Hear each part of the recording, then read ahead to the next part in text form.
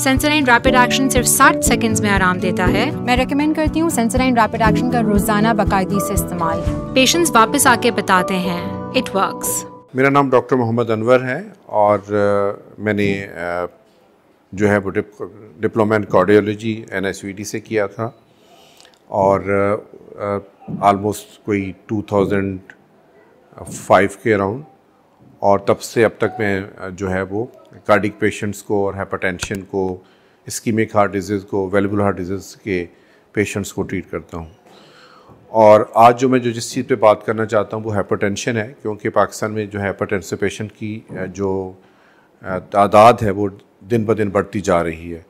और उसका रीज़न ये है कि हमारे पास जो स्ट्रेस फैक्टर्स हैं, हमारे डाइट्स के हवाले से जंक फूड्स का इन्वॉल्वमेंट होगी यंग चिल्ड्रन के अंदर और यंग लोगों के अंदर, बाहर से खाना खाना, तो उसकी वजह से जो हाइपरलिपिडीमिया और स्ट्रेस फैक्टर है उससे आलमोस्ट हर फैमिली का कोई ना कोई फ़र्द इस हाइपरटेंशन में मुब्तला हो चुका है।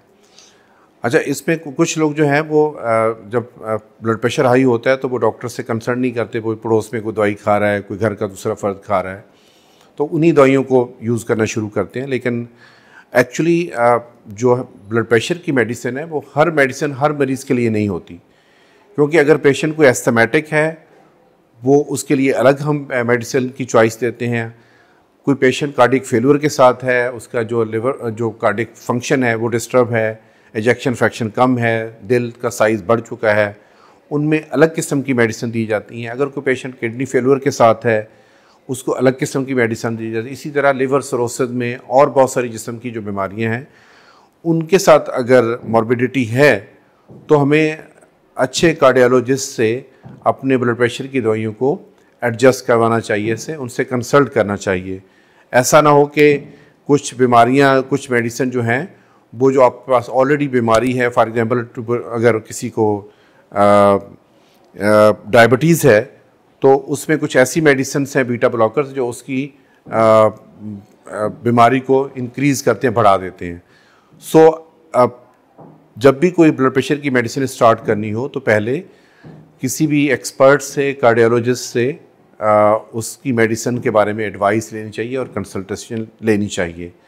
अदरवाइज़ बाज़-औक़ात गलत मेडिसिन इस्तेमाल करने से आपकी बीमारी ज़्यादा ख़राब हो सकती है, डिटोरिएट हो सकती है। अच्छा, जो भी लोग मोस्टली 30 इयर्स के बाद हैं वो अपना जो स्क्रीनिंग उनको मैंडेटरी करवानी चाहिए कि अपना ब्लड प्रेशर वक्तन फ़वक्तन कुछ महीनों के बाद चेक कराना चाहिए।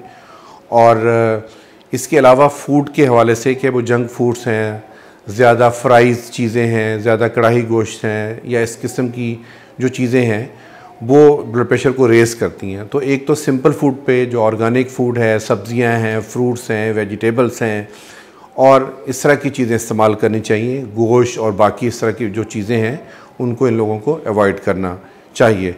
दूसरा जो स्ट्रेस फैक्टर है उसको अपनी लाइफ के अंदर लाइफ स्टाइल मॉडिफिकेशन के साथ स्ट्रेस को कम करना चाहिए।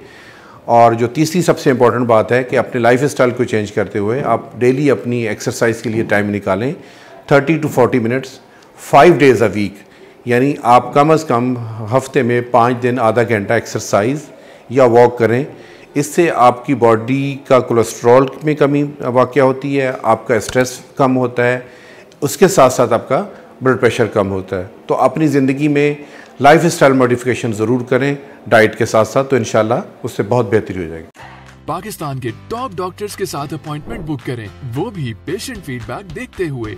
आज ही ओला डॉक ऐप डाउनलोड करें। ओला डॉक, डॉक्टर का अपॉइंटमेंट आसानी से।